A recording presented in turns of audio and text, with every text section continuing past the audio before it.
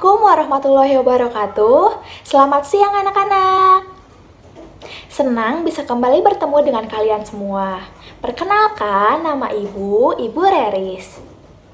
Sebelumnya, bagaimana kabar kalian? Apakah masih semangat untuk belajar?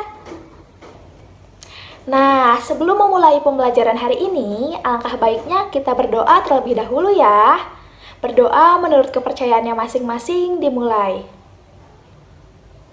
Selesai. Amin. Nah, pada pertemuan kali ini kita akan mempelajari tentang peta. Ada yang tahu apa itu peta? Ya, betul. Peta adalah gambaran permukaan bumi dalam suatu bidang datar yang diperkecil dengan skala tertentu.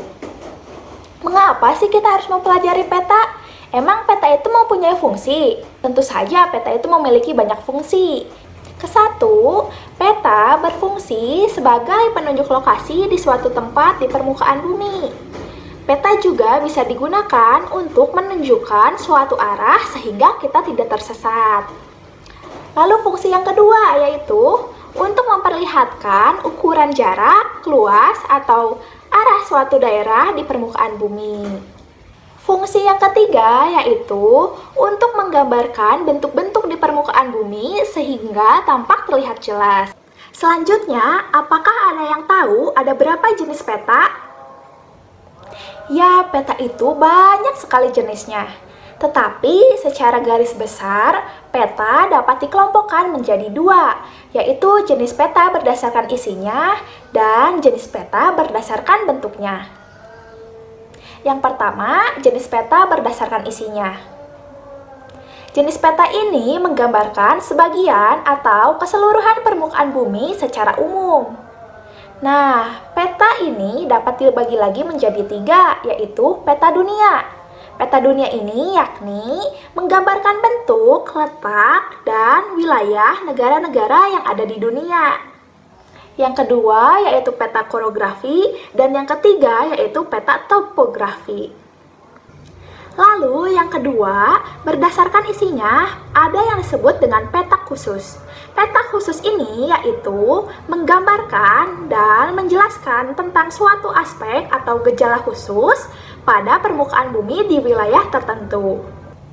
Contoh peta khusus ini misalnya penyebaran flora dan fauna di Indonesia. Adapun jenis peta berdasarkan bentuknya.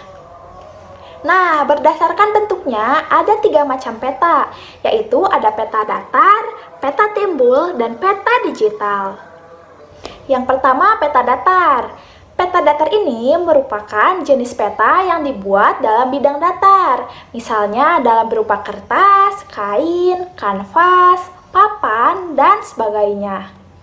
Nah, jenis peta ini sering kita temui dalam kehidupan sehari-hari dan sering kita gunakan. Yang kedua, ada peta timbul. Peta timbul ini merupakan jenis peta yang dibuat secara 3 dimensi, sehingga terlihat mirip dengan bentuk permukaan bumi yang sebenarnya. Karena itulah, permukaan timbul ini seperti gunung dan dataran tinggi terlihat menonjol, sedangkan pada kedalaman laut juga akan terlihat perbedaannya. Lalu yang ketiga itu ada peta digital. Peta digital merupakan peta yang dibuat menggunakan bantuan komputer secara digital. Jenis peta ini tidak nyata dan bisa dilihat melalui perangkat elektronik atau perangkat teknologi, misalnya di dalam HP kita atau di komputer juga bisa. Contoh peta digital misalnya Google Maps. Nah, pasti orang tua kalian atau kakak kalian sering menggunakan Google Maps karena sangat mudah digunakan. Coba sekarang ibu mau bertanya. Kalian tahu tidak sekarang ini kita tinggal di daerah mana? Betul, Bandung. Atau lebih tepatnya di daerah Kabupaten Bandung, Kecamatan Cileunyi. Nah, oleh karena itu, Ibu sudah menyiapkan gambar peta Kecamatan Cileunyi. Untuk lebih jelasnya, kalian bisa melihat gambar di samping ini. Coba, ada yang bisa membaca peta ini tidak? Nah, untuk memahami isi peta, kita harus mengetahui istilah-istilah atau unsur-unsur yang terdapat pada peta. Kesatu itu ada judul. Nah, peta ini harus memiliki judul. Tujuannya untuk mengetahui jenis peta. Judul pada peta ini terdapat pada sisi sebelah kanan. Lalu yang kedua itu ada petunjuk arah. Petunjuk arah ini berisi simbol mata angin. Tujuannya untuk mengetahui arah pada peta, seperti utara, barat, selatan, timur.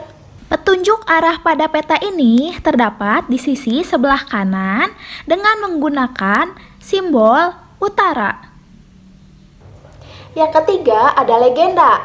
Nah, legenda peta berfungsi untuk menjelaskan keterangan simbol-simbol yang terdapat pada peta.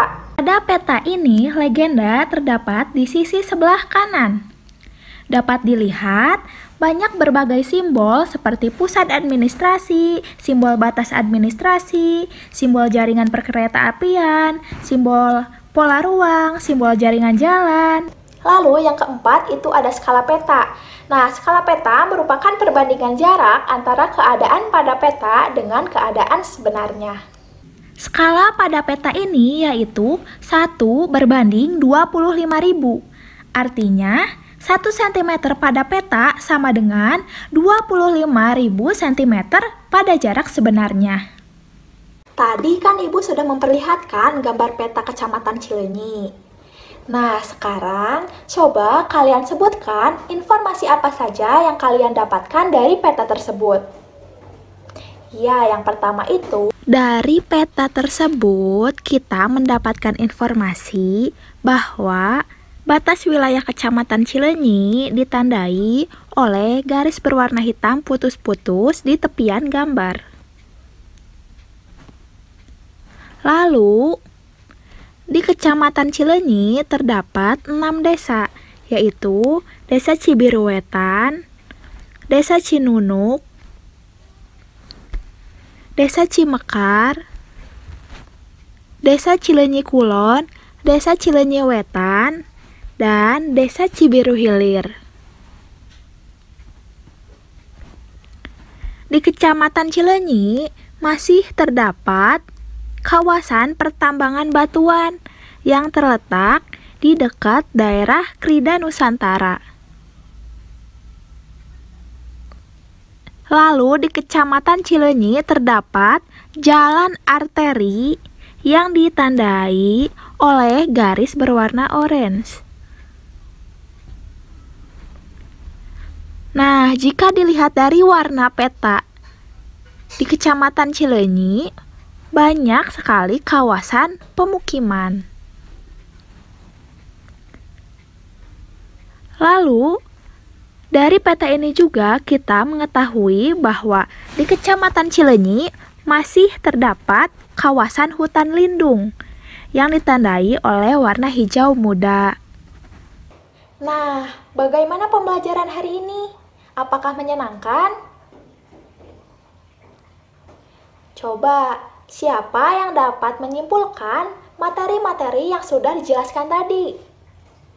Ya, dari pembelajaran hari ini dapat kita simpulkan bahwa peta itu sangat berguna dalam kehidupan sehari-hari.